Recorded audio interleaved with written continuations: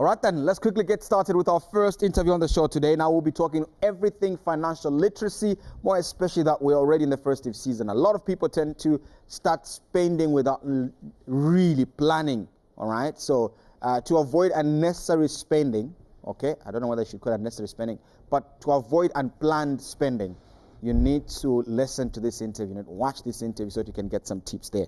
All right. So we have Esther Piri with us in studio. She is a financial literacy educator. Financial literacy educator. Good morning to you and thank you so much. Esther. Good morning. Thank you so much for having me. It's always a pleasure to be in studio. We're always excited to have you in our company every morning. So we're glad that you could be with us, today yet again. And more especially that today is what? The 12th of December. Yes. So we're slowly getting there. A lot of people are being caught up in what I'm terming unplanned spending. Indeed, the festivities, everybody's excited. We're coming to the end of most companies' fiscal financial year, and it's the end of the calendar year, and everybody just wants to take some time to unwind, relax, and be grateful and celebrate everything that we have and be around family. So that can be quite a trigger for spending. Yeah. You're passing through the mall, you didn't even think about it. Next thing you hear, boom. I need you to explain to me or to us on the 50-30-20 rule. When do you apply this rule when you want to quickly navigate around your budget? Okay, so the 50-30-20 rule is a starting point for anybody who's never budgeted before. Right. It's not universally applicable, I must say. Let's say for people who are very high income earners or people who may be on the lower side. But it's a good starting point for a rationale as to where you can start in terms of budgeting. So for those who may not have heard of it before, so 50% of your income should go towards necessities: rent, food, water, and what do your children need? Let's say even medical bills, things that are musts. Then 30% should go towards discretionary spending and luxuries. Let's say holidays, clothes, and those kind of things that you just need to enjoy. And then the 20% should go towards debt and saving. And then, of course, for those who are Christians, there also has to be an allowance for your tithe. So perhaps after you've tithed, let's say you make 1,000 kwacha.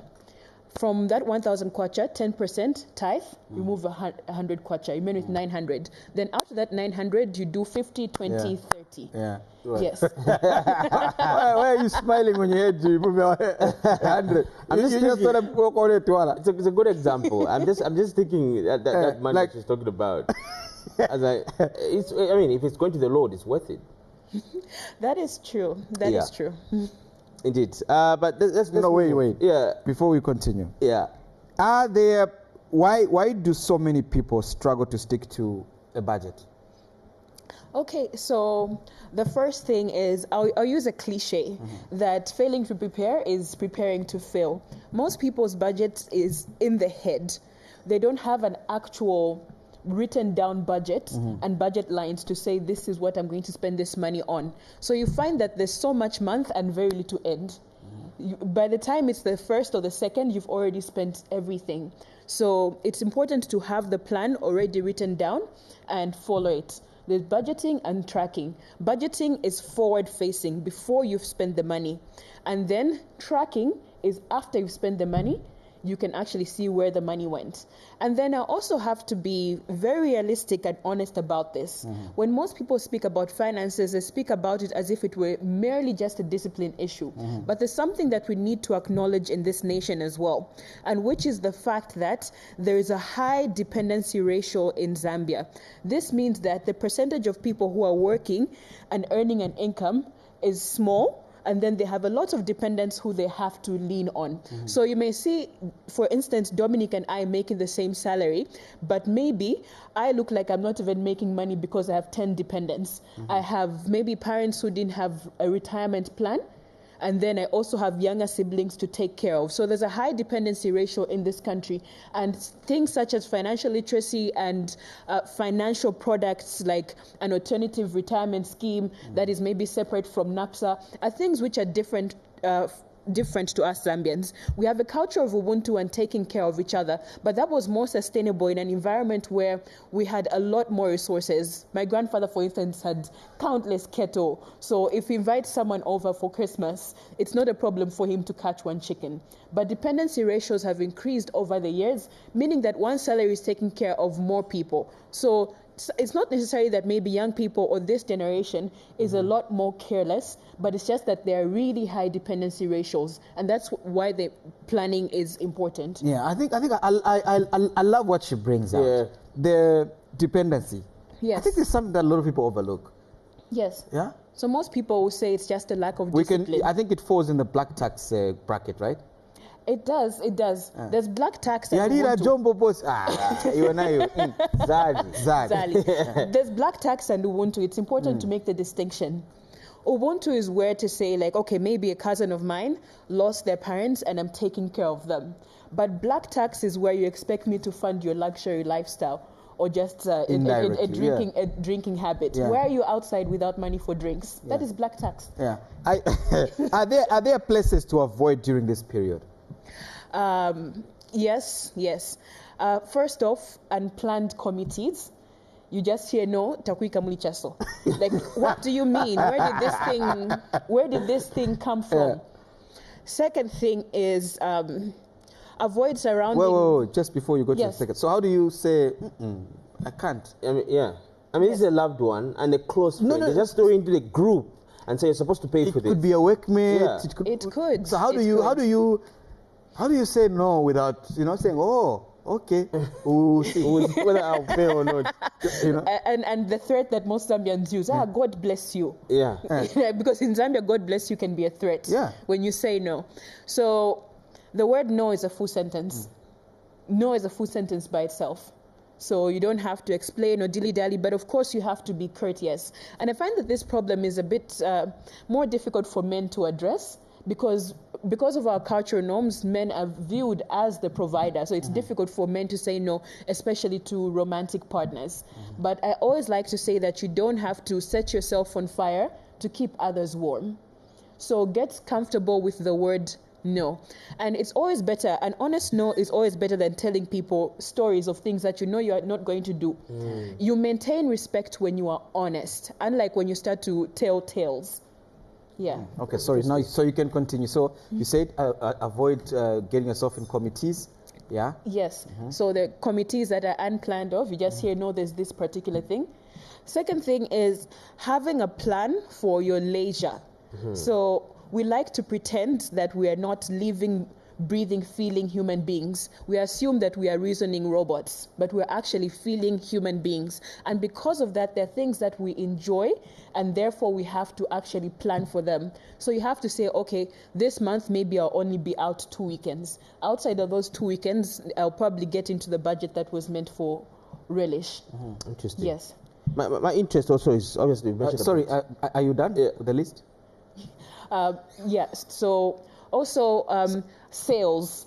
There are these sales that come up. I spent the first part of my career working in marketing, and I'll tell you for sure there's no company that is operating at a loss or giving you something at the sale. We budget for that sale at the end of the year. We know that this is peak season, so we reduce the price to the point where we're still making the same amount in terms of revenues because it's peak and we're selling the most. And I always like to say that even if something is on sale, if it wasn't on the budget, you haven't saved, you have spent money.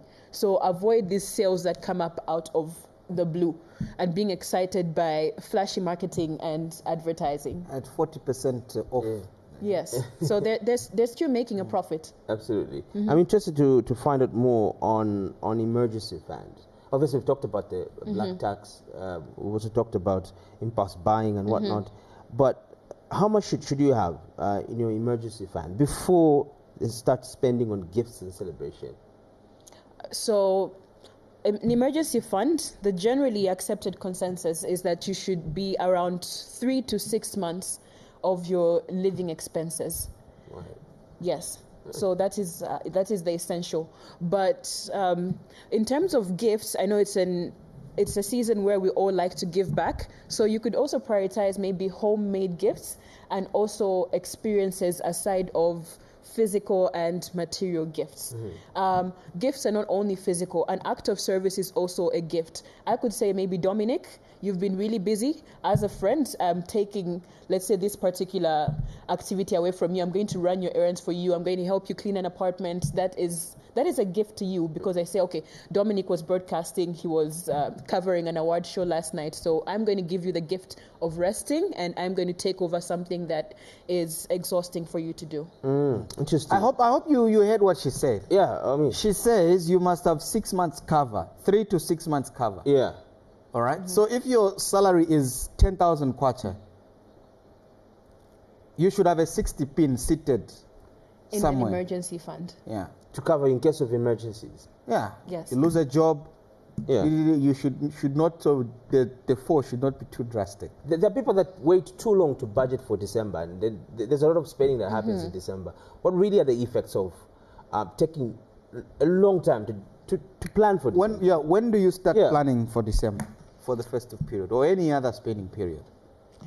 So when it comes to like December spending, I think it's best to start around maybe even September. September to November is a good period to start planning for these particular activities. And if you're going to say have a function, let's say in the family, it's best you sit down together and say, okay, who's hosting this year? Whose house are we going to? Who's bringing what? And then we're all able to pitch in. And then for routine expenses, I always like to have a number in mind to say this is what I'm going to spend on at this particular time. For instance, most people service their car after 5,000 kilometers. And based on your route, you say, okay, I live in Chalala, I go to mass media every day, and I do school runs. Then usually 5,000 Ks usually hits me at about maybe 8 months or so. And then you start to plan to say, okay, I drive a Vitz. Servicing for a Vitz is 2,000. Maybe for 10 months, I can be putting aside 200 kwacha in order for me to be able to pay for that expense. Unlike having to remove an entire 2,000 at once, it's easier on the pocket if I'm removing bits of 200 kwachas. But a lot of people say saving is very difficult. How do you stay committed? Save first. Save before you spend. For instance, on my phone, I have my banking application, and I also have an application for a unit trust. Yeah. So the moment the money hits my account, there are two things that I do. First off, I remove the tithe before I find myself at Woolworths with tithe money, spending money on clothes and looking nice. Meanwhile, I have not paid my tithe. I remove my tithe immediately, and then I pay myself first. Saving is paying yourself. Because when you get a haircut, you're paying the barber. When you go to a restaurant, you're paying the chef. When you save, you're paying yourself. So I do this immediately. I don't tell myself that I'm going to have the discipline to do it later. Most people tend to think that they can rely on discipline for things that should have been reliant on a system. So you have to have a system that allows you to build this particular discipline. So I save first. Earlier we had a clip on exercising, Dominic. So I'm speaking to the subject of discipline. Right. So I'm not digressing completely from finance. So I work out to I lift weights. It's easier for me to be disciplined in going to the gym if I build a system that makes me go through the gym every day. So I pick a gym that's on the route home. That is a system to make sure that at least I'm passing through the gym. So build a system. Don't think you're going to rely on discipline. Yeah, it's interesting. I mean, what about those that have an attitude of shipway? Let the money finish. We'll get more money going forward. How dangerous is that? That is really dangerous, and it often comes from your inner child. So money is deeply emotional. I've sat in this chair before talking about how your parents' attitudes towards money are often the attitudes that you are going to adopt as well. So you can look at your partner who has a different upbringing from yours and think, why I saw you. You get what I mean? But then it's a blueprint that you had growing up. Perhaps you grew up in an environment where there was lack. And then now that you have money, you may be holding onto it. You have akaso. Or some people, they have the opposite reaction of wanting to enjoy luxuries immediately because it's not something that they think will come again. So the moment the money hits, they just want to really go out there and spend it because they think that a period of time when they're going to lack is coming again. So you have to fix your emotions and your money blueprint. Yeah. Let's conclude our conversation with you giving advice, to somebody right now. It's just the 12th day. I know that it's actually today most in the industrial workplaces are going on industrial break. Yeah. So they'll be back in January next year. It's a Friday. Yeah, and it's a Friday, and so they've got a lot of time on their hands. Yeah. And eventually they tend to spend. What advice would you have for such a person? They've just gotten their 13th check, and they're feeling really good. Okay, so use any excess cash that you have to build an advantage. I always say that money is freedom, because money allows you to choose where you're going to stay. Let's say you have an employer. This workplace is no longer healthy for you. If you have money, you are able to leave. But if you don't, you're not able to leave. So use your money to buy freedom. And then the second thing you can do is send your money. Sending your money means that you have a budget and a plan for it. The third thing is make your money work for you. There are financial tools that you can use to invest, for instance, that provide a financial advisor and an account manager, such as a unit trust. When people hear financial products, they think it's something reserved for the rich who have millions. But even with 1,000, even with 500 kwacha, there's some unit trusts that allow you to save even 500 kwacha. And I know I'm using financial jargon talking about a unit trust. But basically, a unit trust is a collective investment scheme which puts your money into a diversified portfolio. Let's say in this unit trust, there are shares, there are stocks and bonds, and then you have a financial manager who manages it for you in case you don't understand it yourself. What this does is that it spreads the risk and it gives you access to an expert. So start to learn about financial products. Nobody will hold you by the hand. It's a doing thing you have to do by yourself, and look for these products. Use your money to buy your freedom would be my last word of advice. Thank you so much for your time. Thank you for having me.